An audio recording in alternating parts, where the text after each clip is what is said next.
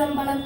திருச்செந்தூரில் கடலோரத்தின் செந்தில் நாதன் அரசாங்கம் தேடி தேடி வருவோர்க்கெல்லாம் தினமும் கோடும் தெய்வம்சம்.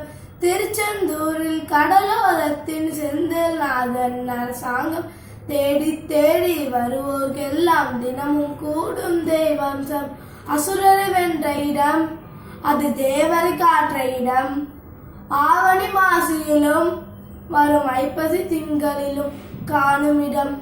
கோயில் கூடிய கூட்டங்கள் கடலா கடலையா, குழந்தைகள் பெரியவர் அனைவரை கூட்டும் குமரான் கலையா.